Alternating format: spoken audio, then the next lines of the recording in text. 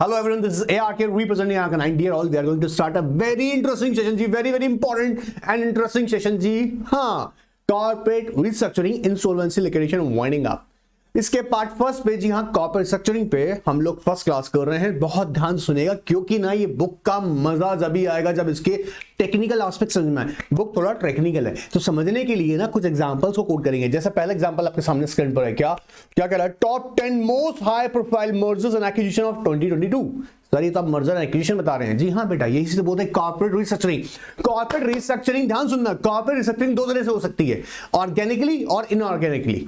अगर आप अपनी ही कंपनी को एक्सपांड बिजनेस बढ़ा रहे हैं, देखो समझो आपने अपने प्रोडक्ट को या अपने सर्विसेज को सेल करेंगे, धीरे धीरे आप अपने बिजनेस को ग्रो करेंगे. It takes too much time क्योंकि वक्त लगता है. तो आपके सामने आज के एग्जांपल में मारुति का बिजनेस है, टाटास का बिजनेस है, रिलायंस का बिजनेस है. क्या ये पहले दिन से ही सक्सेस में पहुंच गए थे? नहीं ना, वक्त लगा.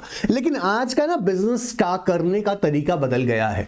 आज आपने अपनी बिजनेस के आपके पास अगर अच्छा कॉन्सेप्ट है, अच्छा आइडिया है और आप अपना बिजनेस रन कर रहे हैं और आप चाहते हैं कि अचानक जी हाँ मतलब जो काम आने वाले 10 साल में आप करेंगे वो इसी साल में हो जाए, तो उसके लिए बेस्ट स्ट्रेटेजी क्या है? M&A, merger and acquisition. इसे बोलते हैं इनऑर्गेनिक ग्रोथ. ये भी एक कॉर्पोरेट रिस्ट्रक्चरिंग है. जी हाँ, ये भी मतलब यही बड़ी इंपॉर्टेंट कॉर्पोरेट रिस्ट्रक्चरिंग है. जी हाँ, M&A सुनना मेरी बात को, मर्जर एंड एक्विजिशन ना one of the most important corporate restructuring tool in the corporate world. जैसे ना यहां आप देखेंगे बड़ी टॉप हाई प्रोफाइल कंपनीज है जिन्होंने 2020 के रूप के अंदर किया. जैसे फॉर एग्जांपल अगर आप ध्यान से देखें, इलॉन मस्क ने ट्विटर के साथ जुड़े, ऐसे ही टाटा ग्रुप ने एयर इंडिया के साथ जोड़ा. हाँ सारी हैं दिखेगा. और मैं आपको क्यों बता रहा हूं, क्योंकि अब देखो यहां पे इलॉन मस्क एंड ट्विटर, ठीक है. अभी चिंता नहीं करना, सारा बताएंगे. ये तो सिर्फ इसलिए नाम याद करा रहा हूं क्योंकि एग्जामिनर ना क्वेश्चन पूछता है. नोट कर लेना, एग्जामिनर क्वेश्चन पूछता है कि आपको एग्जैक्टली पता है भी नहीं पता, मतलब क्या नहीं पता. वो पूछते हैं आपसे एग्जाम में कि give the latest example of any M&A.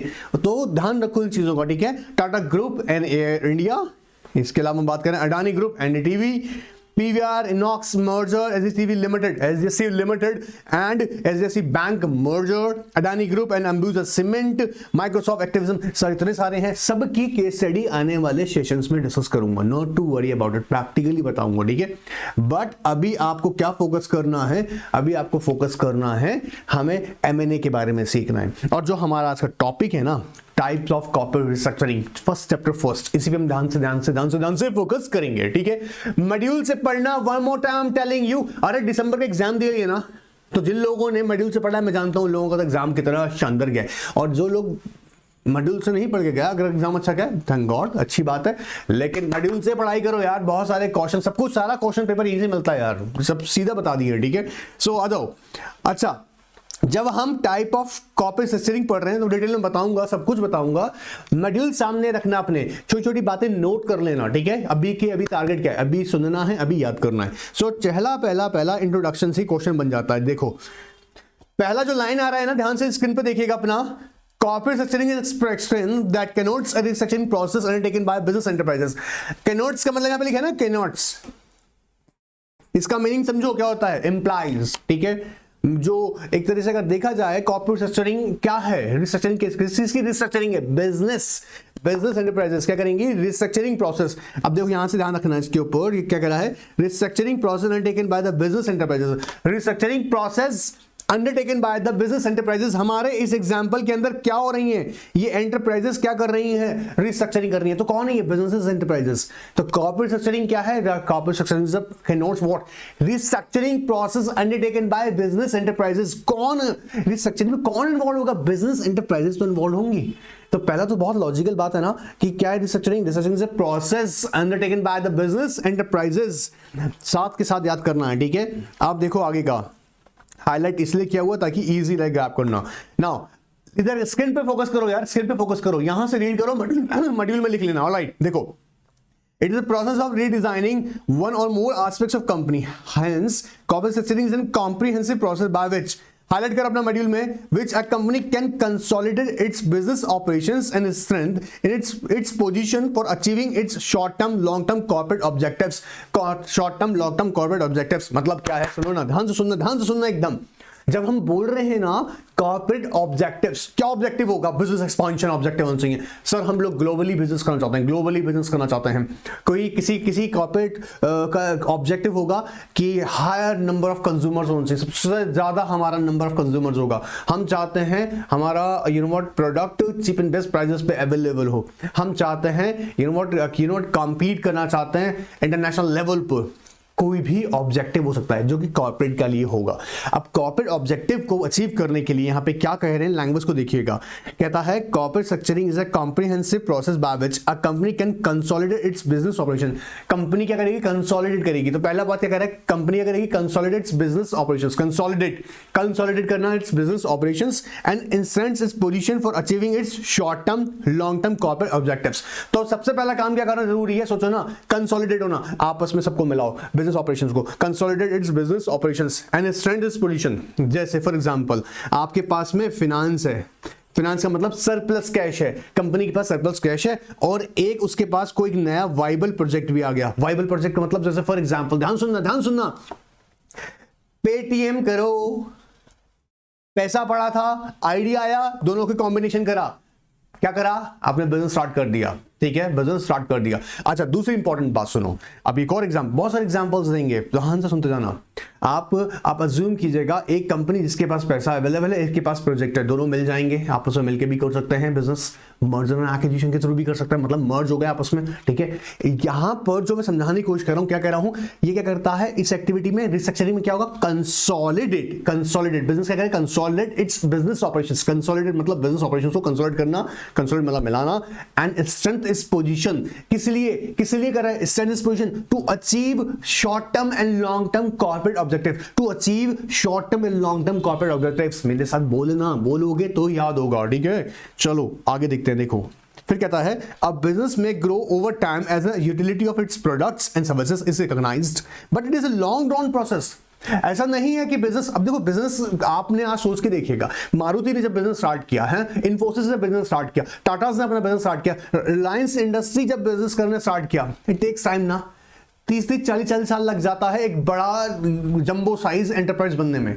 तो ये एक तरीका है नो डाउट कि अपने ही प्रोडक्ट को, सर्विसेज को यूटिलाइज करके उसको धीमे चाल से एक बड़ा बिजनेस आप खड़ा कर लेते हैं। लेकिन आज के एरा में तरीका क्या है बड़ा बिजनेस बनाने का? मर्जर कीजिएगा, एक्विजिशन कीजिएगा। देखिए ध्यान से देखिएगा, इट में also grow through an inorganic grow process. अब ये कह रहा है एक और तरीका है, एक इनऑर्गेनिक। अगर कंपनी अपने ही प्रोडक्ट्स में, अपनी ही सर्विसेज में अगर चेंजेस करता रहता है उसे बोलते हैं ऑर्गेनिकली। लेकिन अगर कंपनी किसी दूसरी कंपनी के साथ में, जैसे हमने देखा अभी कि इलॉन मस्क और ट्विटर आपस में मिल गए, टाटा ग्रुप और एयर इंडिया आपस में मिल गए, अडानी और अंबुजा सीमेंट आपस में मिल गए, ये क्या हो गया? इनऑर्गेनिक मेथड है। ठीक है, inorganic growth symbolized by an instantaneous expansion workforce, customers, infrastructure resources, thereby an overall increase in the revenue and profits of the entity। अब अगर दो ग्रुप आपस में मिलेगा, सोच के देखना यार, तुम अज्यूम करके देखो, ए लिमिटेड एक कंपनी है, अज्यूम कर लो, तो चलो एक अच्छा छोड़ो, ए लिमिटेड हम नाम याद रखेंगे, अडानी प्लस अब अंबुजा, दो आपस में मिल गए ग्रुप, क्या क्या फायदा होगा? Customer, number of customer increase होगा, नहीं होगा? सोच के देखो, नंबर ऑफ कस्टमर इंक्रीज होगा, बेस्ट एम्प्लॉयज कंपनी को मिलेगा, प्रॉफिट बढ़ेगा, रेवेन्यू बढ़ेगा, क्योंकि दो बड़े जंबो साइज कंपनीज आपस में मिल गए। इसे बोल रहे हैं इनऑर्गेनिक ग्रोथ। जब कंपनी अपने ही प्रोडक्ट और सर्विसेज को यूटिलाइज करके बड़ी बनती है तो उसे बोलते हैं ऑर्गेनिकली। और जब कंपनी किसी दूसरी कंपनी के साथ मिलकर काम करती है, जिसे बोल रहे हैं मर्जर या एक्विजिशन, उसे बोल रहे हैं inorganic method or process of corporate structuring। all right, now ध्यान से सुनते चले जाओ, बस जितना ध्यान से सुनोगे समझोगे ये चैप्टर उतने इजी के हो चल जाएंगे। ठीक है, now next, restructuring as per Oxford Dictionary means reorganization of a company with a view to achieve greater efficiency and profit or to adapt to a changing market। of course क्या कह रहा है? view to achieve greater efficiency and profit or to adopt changing market. According to Peter F. Drucker, ये याद रख लेना, छोटा सा important definition है. The management group greatest change in corporate culture and the way business is being conducted is a strategic intervention and relationship based not on ownership but on partnership. जी हाँ, देखो समझो, एक ध्यान सुनना, ऑनरशिप ना business expansion में कहीं ना कहीं एक डिफिकल्टी भी अराइज करती है. ध्यान समझेगा, अगर एक पर्सन बिजनेस को कंट्रोल कर रहा है तो दिक्कत यह है कि आपको उसी की बात माननी पड़ेगी क्योंकि वो ऑनरशिप कंट्रोल कर रहा है. बट अगर यहां पर बिजनेस में दो बिजनेसेस आपस में एज अ पार्टनर, समझो दो डिफरेंट बिजनेसेस आपस में एज अ पार्टनर ज्वाइन कर रहे हैं, जैसे अगर हम देखें कई सारे एग्जांपल्स हैं, मैं अभी बताता आ रहा हूं आपको. सो अज्यूम करो ए लिमिटेड और बी लिमिटेड आपस में मर्ज होकर एक नया एंटिटी क्रिएट कर रहे हैं, ए बी लिमिटेड, अज्यूम करो, ठीक है. तो दोनों की अपनी अपनी पार्टनरशिप होगी. जब दोनों की पार्टनरशिप होगी तो दोनों ही इक्वली इसे कंट्रोल करेंगे एज अ पार्टनर. समझ में आ रहा है? As a partner. यहां पर यह नहीं होगा कि ए लिमिटेड की कंट्रोल है और बी लिमिटेड को उसके कंट्रोल को सिर्फ फॉलो करना पड़ेगा. यहां पर ये इंपॉर्टेंट बात नोट करके रखना जो कि पीटर एफ ड्रकर ने यहां पर अपनी डेफिनेशन में प्रोवाइड किया. नाउ फर्दर फिर कहता है कॉर्पोरेट रिस्ट्रक्चरिंग. ध्यान से यहां पर आओ, देखो corporate restructuring plays a major role in enabling enterprises to achieve economic of scale. economic of scale का मतलब फॉर एग्जांपल आपके पास टेक्नोलॉजी है, मेरे पास लेबर है, आपके पास में फाइनेंस अवेलेबल है, मेरे पास डिस्ट्रीब्यूशन चैनल है. जैसे ना मारुति सुजुकी के केस में क्या हुआ था, सुजुकी जो कि जापान की कंपनी है और मारुति आप जानते हैं इंडियन कंपनी है. अब जब इन्होंने एक प्रोडक्ट बनाया कार जो कि किस सेगमेंट की थी, कौन सेगमेंट की थी, प्राइवेट कार्स. प्राइवेट कार जब इन्होंने बनाना स्टार्ट किया तो सुजुकी को ये बात पता थी कि मारुति का ना इंडिया में डिस्ट्रीब्यूशन चैनल नेटवर्क बहुत स्ट्रांग है. तो उन्होंने यहां पर देखा जाए डिस्ट्रीब्यूशन चैनल जो कि सुजुकी ने किस साथ मिलकर, मारुति के साथ मिलकर इंडिया में बिजनेस एस्टैब्लिश किया. अब यहां पर इकोनॉमिक ऑफ स्केल का मतलब क्या हुआ कि एक के पास क्या है, स्ट्रॉन्ग डिस्ट्रीब्यूशन चैनल, एक के पास क्या है, टेक्नोलॉजी. दोनों ने जब आपस में मिलकर बिजनेस किया तो उसे बोल रहे हैं इकोनॉमिक ऑफ स्केल, ताकि अब जापानीज कंपनी जो कि सुजुकी है उसको अपने डिस्ट्रीब्यूशन चैनल स्टैब्लिश करने की कॉस्ट नहीं आएगी क्योंकि वो ऑलरेडी जो स्टैब्लिश चैनल्स हैं डिस्ट्रीब्यूशन चैनल किसके, मारुति को, उसको यूज करेगी. मारुति के पास प्रॉब्लम क्या थी, टेक्नोलॉजी. वो टेक्नोलॉजी उसे कहां से यूज कर ली, जापानीज कंपनी कौन सी, सुजुकी से. सो कहीं ना कहीं अगर देखा जाए क्या बेनिफिट मिलेगा, इकोनॉमिक ऑफ स्केल. बोलो मेरे साथ, इकोनॉमिक ऑफ स्केल. फिर कहता है ग्लोबल कंपैटिटिवनेस. पॉइंट याद करने हैं अभी, क्या बेनिफिट मिलेगा, economic of scale, global competitiveness. Global competitiveness का मतलब अब हम जो बिजनेस करेंगे वो ग्लोबल लेवल पे करेंगे. हमारा प्रोडक्ट सिर्फ इंडिया में नहीं, जापान में भी सेल अच्छे से होगा. ऑलराइट, बड़े बड़े कंट्रीज में हम कॉम्पीट कर सकते हैं. फिर कहता है right size in all respect. समझना, चाहे वो नंबर ऑफ एम्प्लॉयज में हो, चाहे वो डिस्ट्रीब्यूशन चैनल्स में हो, चाहे वो कंपनी के फाइनेंस में हो, चाहे कंपनी की वो कैपिटल को लेकर हो, तो राइट साइज इंक्रीज होगा कंपनी का. ठीक है. Reduction of operational cost. Operational cost क्यों रिड्यूस हो जाएगा, सोचने वाला बात है. सोचो, अज्यूम करो मारुति ने इंडिया में ऑलरेडी अपने मैन्युफैक्चरिंग यूनिट स्टैब्लिश की हुई हैं, तो जापानीज कंपनीज को इंडिया में आके नई स्टैब्लिश नहीं करनी है, क्या यूनिट स्टैब्लिश नहीं करनी है, उन्हें सिंपली अपनी कॉन्ट्रीब्यूशन या तो कैपिटल फॉर्म में या टेक्नोलॉजी फॉर्म में वो दे सकते हैं. ओके, तो ऑपरेशन जो कॉस्ट थी वो कम हो जाएगा क्योंकि आप जब कोई कंपनी, एक कंपनी जब दूसरी कंपनी के साथ मिल जाता है तो वो अपने एग्जिस्टिंग पर्सनल, जी हाँ, एम्प्लॉयज के थ्रू ही अपने नए प्रोजेक्ट्स को कैरी करता है. क्लियर एकदम. एंड एडमिनिस्ट्रेटिव कॉस्ट का फोकस किस पे होगा, पूरा का पूरा, जैसे जो मैनेजरियल टीम होगी. जैसे फॉर एग्जांपल कंपनीज, अब एक सपोज करो जापानीज अगर इंडिया में बिजनेस कर रहे हैं तो उन्हें एक बेस्ट मारुति का मैनेजमेंट जो है, कंपनी मैनेजमेंट जो है, वो उनकी सर्विसेज उन्हें मिल जाएगा. तो यहां पर कहीं ना कहीं एडमिनिस्ट्रेटिव कॉस्ट भी रिड्यूस होगा, ऑपरेशनल कॉस्ट भी कम होगा. क्लियर एकदम. तो हम देखें, हमने 4-5 पॉइंट ही समझे अभी, क्या क्या बेनिफिट हो सकते हैं. इकोनॉमिक ऑफ स्केल, मेरे साथ बोलिएगा, economic of scale, global competitiveness, right size, reduction of operational cost, reduction administrative cost.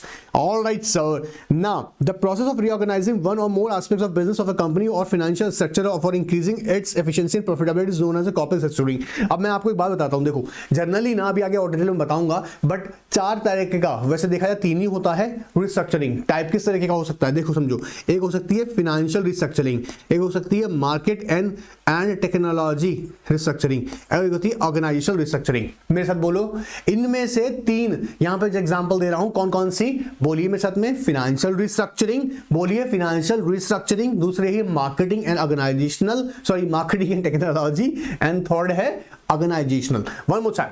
अब क्या होता है, depends on the company requirements. Company को फाइनेंशियल रिस्ट्रक्चरिंग करनी है, फॉर एग्जांपल कंपनी को लगता है, अच्छा जब हम फाइनेंशियल रिस्ट्रक्चरिंग की बात कर रहे हैं ना, तो हम बात कर रहे हैं किसकी, इक्विटी रिस्ट्रक्चरिंग की। जैसे कई बार आपने देखा होगा कंपनी की फाइनेंशियल परफॉर्मेंस बहुत पुअर है, ठीक है, तब उसको रिस्ट्रक्चरिंग करनी पड़ती है, कैपिटल एडिशन या रिडक्शन करके। कई बार ऐसा भी होता है, आपने ऑब्जर्व किया होगा, डेट रिस्ट्रक्चरिंग करते हैं। जैसे फॉर एग्जांपल एक कंपनी है जिसने बैंक से लोन लिया हुआ था बट रीपेमेंट कैपेबिलिटीज नहीं है, अब कंपनी क्या करे भाई, तो ऐसे केसेस में कई बार कंपनी अपनी डेट को रिस्ट्रक्चर करती है। कई बार क्या कहती है कि बैंक एक काम करो भाई, तुम हमारी इक्विटीज ले लो, इवन डिस्काउंट पे ले लो, बट हमें इस डेट बर्डन से फ्री करो। तो मैं आगे डिटेल में जाऊंगा, बताऊंगा कि और डिटेल में, अभी सिर्फ एग्जांपल दे रहे हैं, ठीक है। अभी डिपेंड करता है कि कंपनी को कौन सी जरूरत है, फाइनेंशियल रिस्ट्रक्चरिंग जरूरत है या मार्केटिंग या टेक्नोलॉजी रिस्ट्रक्चरिंग जरूरत है। मार्केटिंग और टेक्नोलॉजी अभी मैंने एग्जांपल दिया था। फॉर एग्जांपल वापस समझो, एक कंपनी जैसे मैंने कहा जापानीज, जिनके पास में क्या है, टेक्नोलॉजी है, मारुति के पास डिस्ट्रीब्यूशन चैनल है, तो वो डिपेंड्स ऑन कि मार्केटिंग एंड टेक्नोलॉजी रिस्ट्रक्चरिंग करना चाहती कंपनी, या ऑर्गेनाइजेशनल रिस्ट्रक्चरिंग। ऑर्गेनाइजेशनल रिस्ट्रक्चरिंग के अंदर क्या होता है, ध्यान सुनना, आपने आजकल देखा होगा कंपनी अपनी कई सारी सर्विसेज जो उसकी कोर बिजनेस एक्टिविटीज होती है वो खुद करती है। जैसे फॉर एग्जांपल आपने देखा होगा ध्यान से कि कई सारी कंपनी जो अपना प्रोडक्ट तो खुद मैन्युफैक्चरिंग करती है, बट अगर कंज्यूमर, जी हाँ, अब जो कंज्यूमर्स है उसके, उनके अगर कोई मान लीजिएगा जैसे कोई उनके प्रोडक्ट में कोई डेफिशिएंसी है, कोई या डिफेक्ट्स है उनके प्रोडक्ट में, तो वो कस्टमर केयर सर्विसेज, जी हाँ, कस्टमर केयर सर्विसेज किसी और कंपनी को देती है, जिसे हम बोलते हैं बीपीओ, आप सुना होगा, बीपीओ, केपीओज, बिजनेस प्रोसेस आउटसोर्सिंग। तो ऐसे केसेस में कंपनी क्या करती है, एक डिपार्टमेंट या तो सेपरेट बनाती है या फिर क्या करती है, किसी और कंपनी को अपना काम दे देती है, ताकि वो उसके कस्टमर सेटिस्फैक्शन के लिए अलग से काम करे, कस्टमर के ग्रीवेंसेस को रेड्रेस करती रहे।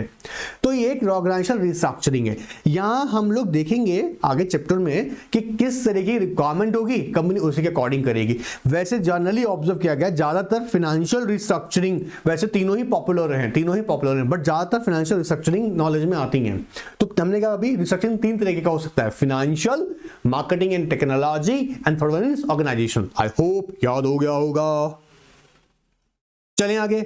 अब देखो जो हाईलाइट किया हुआ है ना येलो वाला, इसको ध्यान से देखना।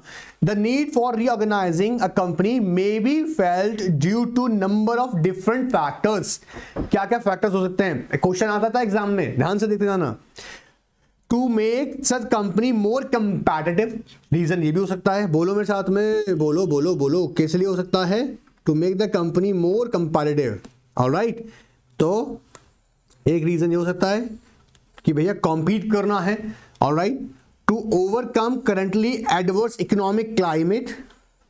पॉइंट सेकंड भी हम देखें, क्या, टू ओवरकम बोलो मेरे साथ में, करंटली एडवर्स इकोनॉमिक क्लाइमेट। जैसे कोविड हिट हुई जो कंपनीज, अब क्या करें, बोला कुछ तो नया तरीका ढूंढना पड़ेगा सर, ये तो इकोनॉमी में तो बैंड बजा पड़ा है।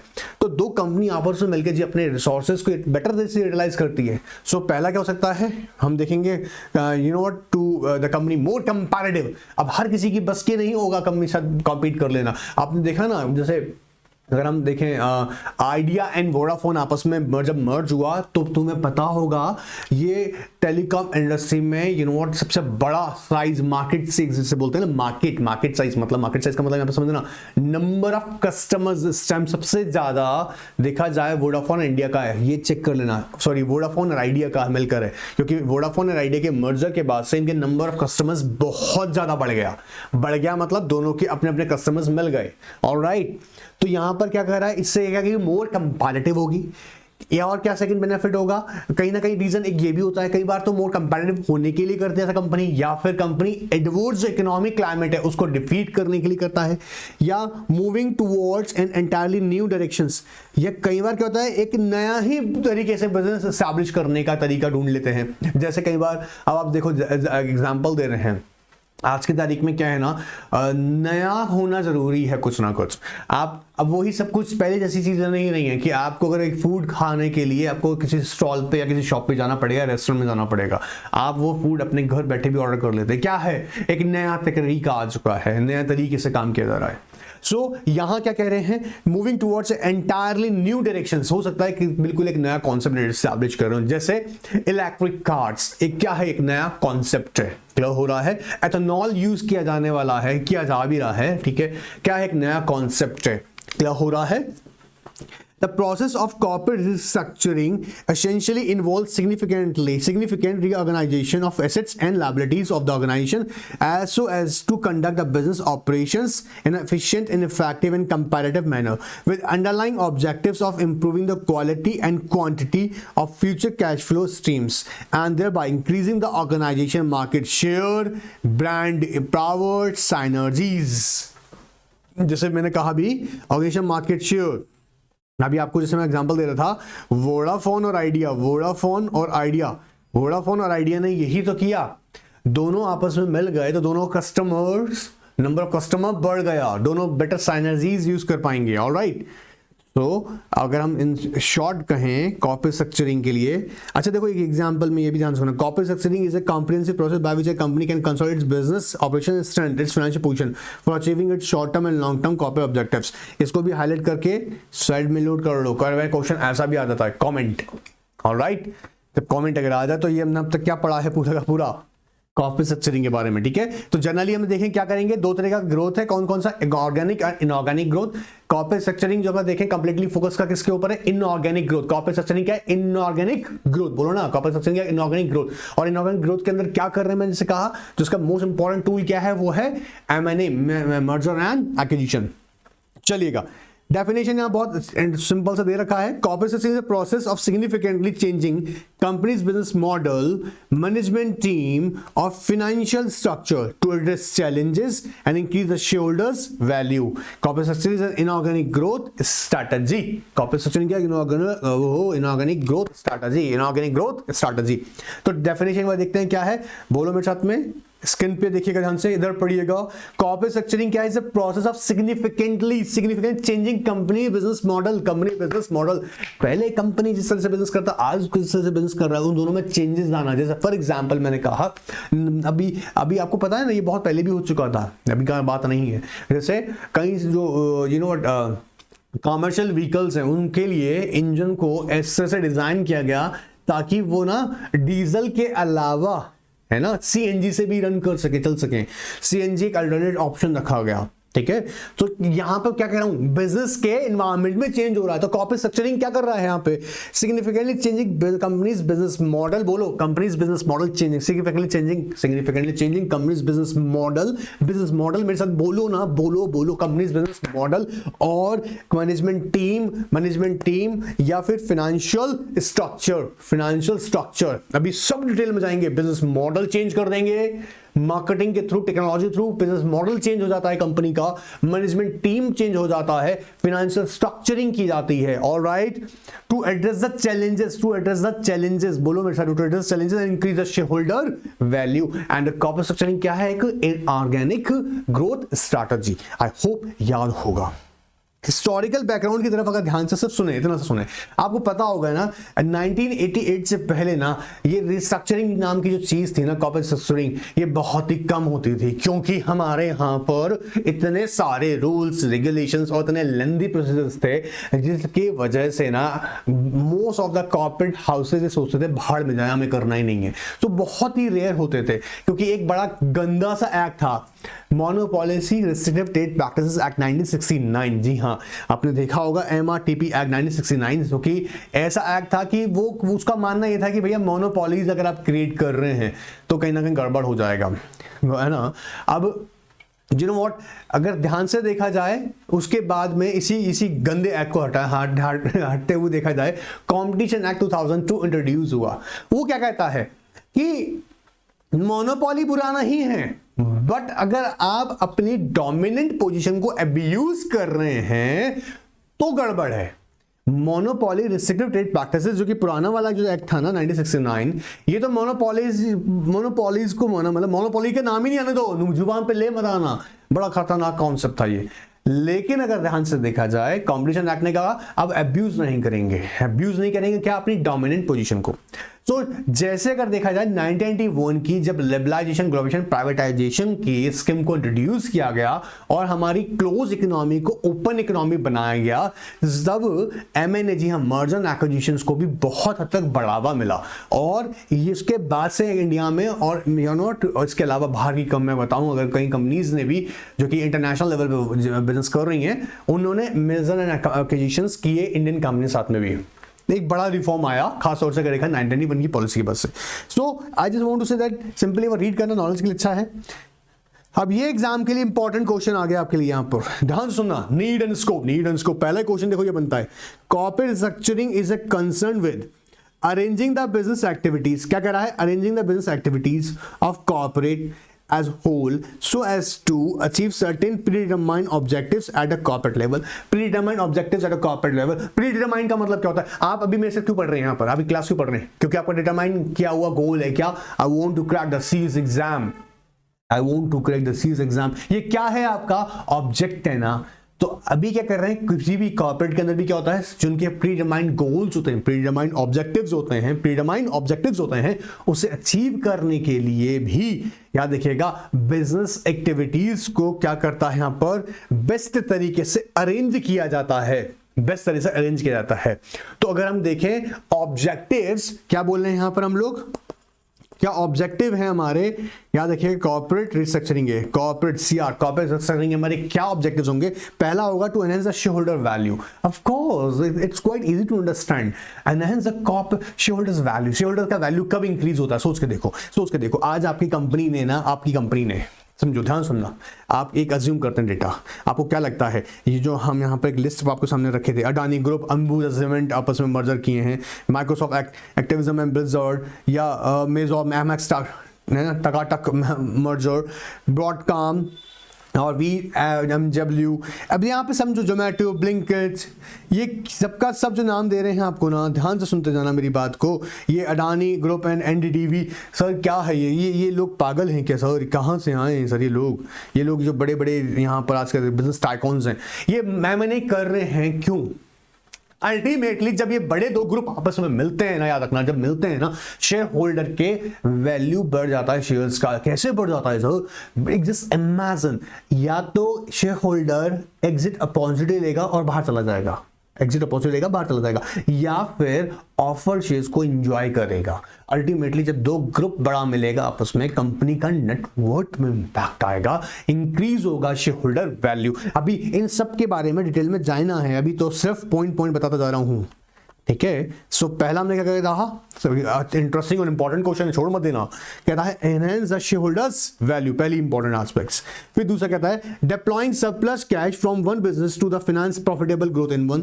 हम सबने हमने ध्यान से देखा, एक कंपनी है ए लिमिटेड, जिसके पास में मान लो कि पैसा खूब सारा है, बट वो उसके पास में एक अच्छा वाइबल प्रोजेक्ट नहीं है कि किस में पैसा इन्वेस्ट किया जाए, कोई नया बिजनेस माइंड में नहीं आ रहा है, तो ऐसे किस में क्या करेगी, ऐसे प्रोजेक्ट को फाइंड आउट करेगी, ऐसा बिजनेस फाइंड आउट करेगी, जी हाँ, जिसके पास में वाइबल प्रोजेक्ट हो, एक आइडिया हो। आपने देखा नहीं आजकल बिजनेस कई सारे देखने को मिलता है ना, बिजनेस टाइकून्स क्या करते हैं कि भैया हम आपके स्टार्टअप को फाइनेंस करेंगे, you must have an idea, if you have a good idea then I am ready to make the investment. अब ये क्या है, स्ट्रक्चरिंग, एक कंपनी के पास जिसके पास सरप्लस कैश है। सो यहां पर अगर ध्यान से देखा जाए तो क्या करेंगे, deploying surplus cash. Corporate structuring किस चीज में हेल्प करेगा आपको, डिप्लॉइंग सरप्लस कैश। ये भी एक ऑब्जेक्टिव होता है क्या, एक और ऑब्जेक्टिव है सीआर का कि आप अपने सरप्लस कैश को डिप्लॉय कर सकते हैं, इन्वेस्ट कर सकते हैं। तो पहला क्या करेगा, इंक्रीज शेयर होल्डर वैल्यू, मेरे साथ बात करो, increase share holder value. Second करेगा डिप्लॉय सरप्लस कैश। थर्ड क्या करेगा, exploit interdependence among the present and prospective businesses. Interdependence वो मुठान क्या कर रहा है, एक्सप्लॉइट करेगा इंटरडिपेंडेंस अमंग प्रेजेंट और पर्सपेक्टिव बिजनेसेस। इंटरडिपेंडेंस वापस सुनो ना, इंटरडिपेंडेंस का मतलब देखो टोटली डिपेंड नहीं होना है, नहीं तो गया काम से बिजनेस। इंटरडिपेंडेंट होना है। जैसे भी एग्जांपल मैंने लिया था मारुति सुजुकी का, सुजुकी देखो समझो ना, सुजुकी डिपेंड, अभी तो मैं नहीं बात कर रहा हूं आज का डेट में बोल रहे हैं, लेकिन हम एग्जांपल देके समझा रहे हैं, ठीक है, कि मारुति सुजुकी ने क्या देखा कि मारुति के पास क्या है, डिस्ट्रीब्यूशन चैनल इन इंडिया, और सबसे बड़ा चैनल आज का डेट में भी बहुत बड़ा चैनल है मारुति का। और सुजुकी के, अच्छा मारुति ने क्या देखा, इसके पास में टेक्नोलॉजी है जापानीज, तुम्हारे पास क्या टेक्नोलॉजी, सो ये क्या होगा, इंटरडिपेंडेंस। तो कह रहा है exploiting interdependence among present and perspective businesses. थोड़ा सा रिस्क रिडक्शन, ऑफ कोर्स यार, जब मिलके दो लोग बिजनेस करेंगे तो रिड्यूस तो होगा ना रिस्क। पहले मैं अकेला 1000 करोड़ की इन्वेस्टमेंट कर रहा था, अब मेरे साथ मिलके दूसरे कंपनी के साथ मिलके इन्वेस्टमेंट कर रहा हूं 500। तो किसी प्रोजेक्ट का कॉस्ट अगर 1000 करोड़ है और मैं अकेला इन्वेस्ट कर रहा हूं तो रिस्क पूरा का पूरा रिस्क मैं ले रहा हूं। लेकिन किसी के साथ मिलकर अगर बिजनेस कर रहा हूं, मर्ज होकर बिजनेस कर रहा हूं, तो कहीं ना कहीं वो मेरा जो रिस्क है वो 50% हो गया। तो किसी प्रोजेक्ट का कॉस्ट 1000 करोड़ है तो मुझे अब उसमें कितना इन्वेस्ट करना पड़ेगा, 500 करोड़। कोई दूसरा जो मेरे साथ मर्ज हो रहा है उसे 500 करोड़। तो रिस्क रिडक्शन। 4 पॉइंट अभी याद किए हैं। पहला पॉइंट बोलिएगा, इंक्रीज क्या करेगा, enhance the shareholders value, enhance the shareholders value. Second बोलो मेरे साथ में, deploying surplus cash. And third हमें से याद कीजिएगा, बोलिएगा exploit interdependence among present and prospective businesses, and fourth one is risk reduction। बोलना याद करना, बात के लिए मत छोड़ना। Alright, development of core competencies, development of core competencies. जैसे अभी हमने देखा था, जापानीज के पास टेक्नोलॉजी है, इंडियंस के पास डिस्ट्रीब्यूशन चैनल है, तो डेवलपमेंट ऑफ कोर कॉम्पिटेंसीज, दोनों की कॉम्बिनेशन से हम बड़ा बिजनेस बना रहे हैं। डेवलपमेंट ऑफ कोर कॉम्पिटेंसीज, जिसमें कमांड है। फॉर एग्जांपल एज्यूम करके देखिएगा, आपका एक फ्रेंड जिसके न्यूमेरिकल्स में बहुत सी कमांड है, एक दूसरा फ्रेंड जिसकी लॉ के सब्जेक्ट में बहुत सी कमांड है, दोनों मिलकर बैठ के पढ़ाई करोगे, अगर तरीके से पढ़ाई करोगे तो दोनों एक दूसरे को बहुत ज्यादा हेल्पफुल कर सकते हो ना। Alright, so development of core competencies. Tax benefits मिलेंगे, जी हाँ, टैक्स बेनिफिट्स कैसे मिलते हैं इसके समझाऊंगा। देखो समझो, अगर एक है ना, देखो कई बार क्या होता है, जरूरी नहीं है कि मर्जर के टाइम पर दोनों ही एंटिटी बहुत प्रॉफिट मेकिंग हो। कई बार क्या होता है, एक कंपनी जो प्रॉफिट मेकिंग नहीं है, लॉस बना रही है, लेकिन एक कंपनी जिसके पास बहुत जबरदस्त प्रॉफिट्स हैं, वो उसके साथ जानबूझ के मर्ज भी हो जाती है, क्योंकि पता है क्या बेनिफिट मिलता है, टैक्स बेनिफिट्स मिल जाते हैं। मतलब सर टैक्स बेनिफिट्स मिलते हैं, जी हाँ। तो कई बार क्या होता है, मर्जर एनामिक अमलगमेशन के पीछे जो एक लॉजिक और देखा गया है वो क्या है कि कहीं ना कहीं आप अपने टैक्स सेविंग कर सकते हैं। क्योंकि अगर एक लॉस मेकिंग है तो सेट ऑफ करोगे ना, समझो ना, एक कंपनी है बी लिमिटेड के साथ मर्ज हो रही है, तो मर्ज होकर जब वो उस कंपनी के जो लॉसेज हैं, जो डेप्रिसिएशंस हैं, उसको भी तो राइट ऑफ करेंगे ना, तो सेट ऑफ हो जाएगा। तो कहीं ना कहीं तो मैं रियलिटी बताऊं ना, बहुत ह्यूज अमाउंट जो होता है, बहुत ह्यूज अमाउंट होता है जो टैक्स बेनिफिट्स मिलते हैं वहां पे। ऑलराइट, इसका न्यूमेरिकल उसका प्रैक्टिकल समझाऊंगा आने वाली चैप्टर्स में, याद रखिएगा। To obtain the tax advantages, next one 6 point क्या था हमारा, to obtain the tax advantages, then revolution of information technology has made it necessary for companies to adopt a new changes for improving corporate performance।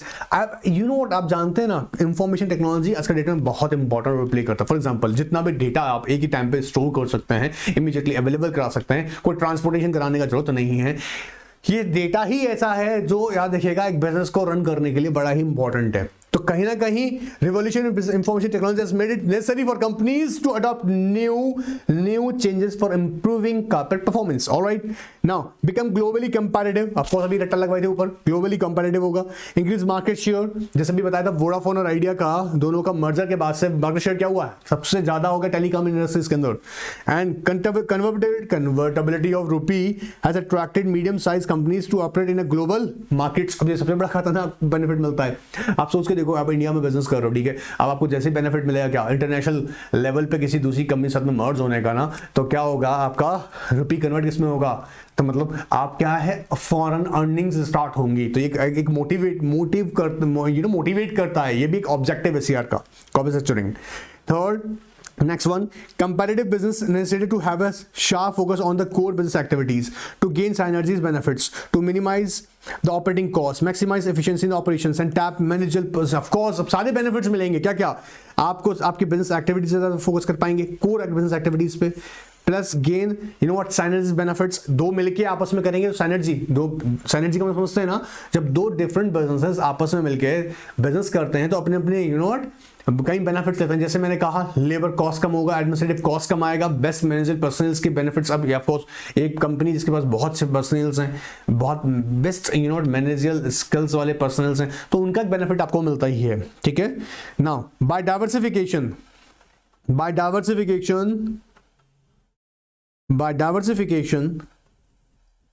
of business activities, minimization of business risk is possible and it enables a firm to achieve a latest, of course यार अब simple सी बात है, अब समझो ना, diversification, मैं business दूसरी company के साथ और करूंगा, नया बिजनेस स्टार्ट कर दिया हमने दूसरी कंपनी के साथ मर्ज होकर, तो क्या होगा, डाइवर्सिफिकेशन होगा तो अल्टीमेटली रिस्क कम होगा, तो जो मिनिमम आपने टारगेट सेट किया होगा रेट ऑफ रिटर्न का, वो अचीव कर सकते हैं। मिनिमम मतलब एटलीस्ट अगर 1000 करोड़ की इन्वेस्टमेंट कर रहा है तो at least we are expecting that 10% return every year, ठीक है। तो इट मींस दैट कि हमारा रिस्क रिड्यूस होगा तो मिनिमम आप टारगेट कर सकते हैं क्या, rate of return. Alright, now with the integration of sick unit into a successful unit, adjustment of unobserved depreciation, write off and accumulated losses, ये अभी मैंने आगे बताया, टैक्स बेनिफिट्स में ही बेनिफिट मिलता है। तो मैं आपको बता दूं बेटा कि ये इंपॉर्टेंट क्वेश्चन है, इसको छोड़ मत देना, नीड एंड स्कोप, ठीक है। ये क्वेश्चन ऐसा नहीं है कि write down the need and scope of the you know corporate structuring, ऐसा नहीं है। क्वेश्चन इस फॉर्मेट में आ सकता है, मैंने अभी आपको यहाँ हाईलाइट करवाया है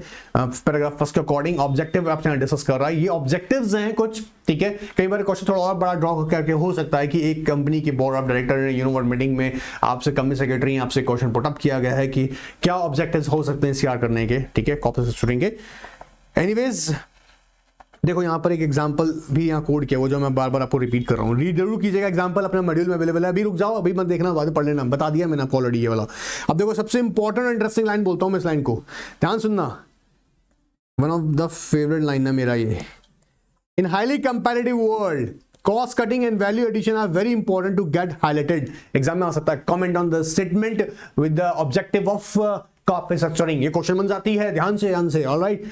क्योंकि cost cutting and value addition ही तो मोस्ट इंपॉर्टेंट है यार। सोचो ना, एक बात बताइएगा, आपको प्रोडक्ट बेस्ट प्राइसेस पे मिल जाए लेकिन वो बेस्ट हो नहीं प्रोडक्ट, तो फायदा क्या लेने का। सस्ते दामों में ले लिया, चाइना मेड प्रोडक्ट है, ले लिया था, मजा नहीं आया, तो क्या होना चाहिए, दाम भी कम हो और क्वालिटी बढ़िया हो। आज का डेट में कंपनी क्या करता है, cost cutting and value addition, बोलो ना, cost cutting and value addition, कि चीप एंड बेस्ट प्राइसेस पे एक अच्छा प्रोडक्ट मुझे मिल जाए, वही तो गुड है, वही तो चीज है। एनआर क्या कर रहा है, सिलेक्टेड स्टूडेंट्स को पढ़ा रहा है, सबको नहीं पढ़ा रहा है, बहुत ही मिनिमम प्राइसेस पर ज्यादा से ज्यादा आपको करा रहा है। क्या प्रोवाइड कर रहा है, लेक्चर्स मॉड्यूल से पढ़ा रहा है, रेगुलर टेस्ट सीरीज दे रहा है, रेगुलर टेस्ट सीरीज के थ्रू आपकी परफॉर्मेंस एग्जामिन कर रहा है, आपको you know what corporate examples बता रहा है। और चैनल ज्वाइन कर लो यार, तुम वहां पर तुमको रेगुलरली कॉर्पोरेट अपडेट्स भी मिलते रहेंगे, ऑलराइट। जो भी बीच बीच में आपको न्यूज नहीं बता रहे हैं हम, ये अपडेट्स आपको पहले ही मिलते रहेंगे, मेरे बहुत सारे स्टूडेंट्स को पहले ही पता ये चीज।